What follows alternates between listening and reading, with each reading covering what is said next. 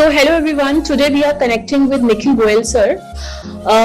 who is a CA inter by profession and उन्होंने USCMA की journey जो है उसके बारे में वो पूरा क्लैरिटी देंगे कि कितना डिफिकल्ट होता है एक CA इंटर स्टूडेंट के लिए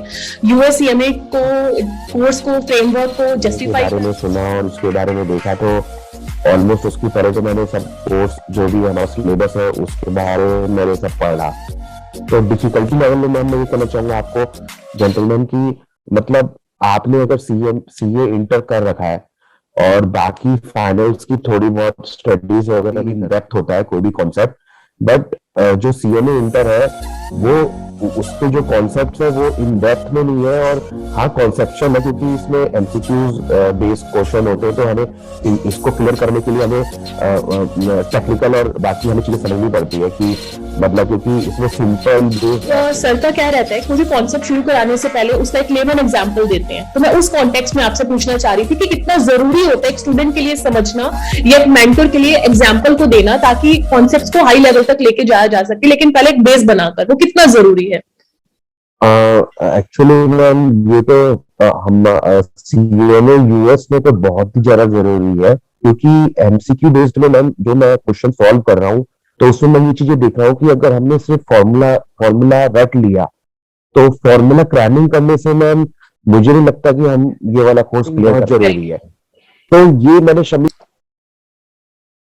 सो निखिल मेरा आपसे नेक्स्ट क्वेश्चन ये होगा कि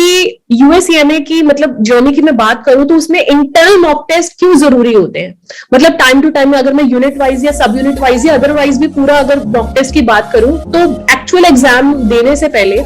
जो शमी सर है वो हमेशा उनका ये इनिशिएटिव रहता है कि वो ग्रीन सिग्नल देते हैं स्टूडेंट को कि आप जो है पहले इंटरनल मॉक टेस्ट दो तब अपने एग्जाम बुक करना। या वैसे भी मैं यूनिट या सब यूनिट वाइज अगर मॉक टेस्ट की बात करूं तो कितना जरूरी होता है चैप्टर को फिनिश करने के बाद सारे क्वेश्चन समझने के बाद कॉन्सेप्ट समझने के बाद एक टेस्ट देना? हाँ जी मैं देखो ये तो मैम फ्रेंड्स ये बात कहते हैं कि अगर हम कोई भी एग्जाम, मैं सिर्फ यूएससीएमए के लिए नहीं बोलूंगा, अगर आप कोई भी एग्जाम में बैठ रहे हो प्रोफेशनल एग्जाम से बैठ रहे हो तो हमें सबसे पहली बात की अगर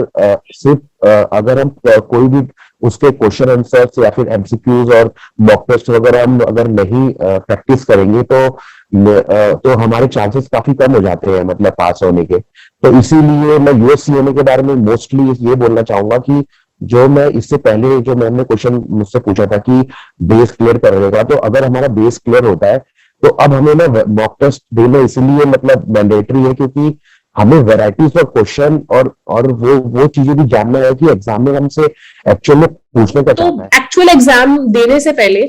जो शमी सर है वो हमेशा उनका ये इनिशिएटिव रहता है कि वो ग्रीन सिग्नल देते हैं स्टूडेंट को कि आप जो है पहले इंटरनल मॉक टेस्ट दो तब अपने एग्जाम बुक करना। या वैसे भी मैं यूनिट या सब यूनिट वाइज अगर मॉक टेस्ट की बात करूं तो कितना जरूरी होता है चैप्टर को फिनिश करने के बाद सारे क्वेश्चन समझने के बाद कॉन्सेप्ट समझने के बाद एक टेस्ट देना? हाँ जी मैं देखो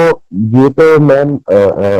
फ्रेंड्स ये बात कहते हैं कि अगर हम कोई भी एग्जाम, मैं सिर्फ यूएससीएमए के लिए नहीं बोलूंगा, अगर आप कोई भी एग्जाम में बैठ रहे हो प्रोफेशनल एग्जाम से बैठ रहे हो तो हमें सबसे पहली बात की अगर सिर्फ अगर हम कोई भी उसके क्वेश्चन आंसर्स या फिर एमसीक्यूज और मॉक टेस्ट वगैरह हम अगर नहीं प्रैक्टिस करेंगे तो हमारे चांसेस काफी कम हो जाते हैं मतलब पास होने के। तो इसीलिए मैं यूएससीएमए के बारे में मोस्टली ये बोलना चाहूंगा कि जो मैं इससे पहले जो मैंने क्वेश्चन मुझसे पूछा था कि बेस क्लियर करेगा, तो अगर हमारा बेस क्लियर होता है तो अब हमें ना मॉक टेस्ट देना इसलिए मतलब मैंडेटरी है क्योंकि हमें वैरायटीज ऑफ क्वेश्चन और वो चीजें भी जानना है कि एग्जाम में हमसे एक्चुअल में पूछने का चाहता है। अगर सिर्फ हमने स्टडी बेस पे डायरेक्ट अगर हम एग्जाम में बैठेंगे तो हम कोप अप और मतलब वो चीजें नहीं टैकल कर पाएंगे कि उस टाइम की हम एक्चुअल में अपना फीडबैक नहीं दे पाएंगे। तो मॉक टेस्ट ये थे हमारे साथ निखिल जिन्होंने अपनी यूएससीएमए की जर्नी को कितना डिफिकल्ट होता है एक सीए इंटर स्टूडेंट के लिए जस्टिफाई करना, क्या चैलेंजेस आते हैं, मॉक टेस्ट क्यों जरूरी है, बेस बनाना क्यों इंपॉर्टेंट है और शमी सर से टीचिंग क्यों लेनी चाहिए, इन्होंने सारी चीजों को क्लियर किया है। तो चलिए thank you so much for your time Nikhil, thank you so much. Thank you ma'am.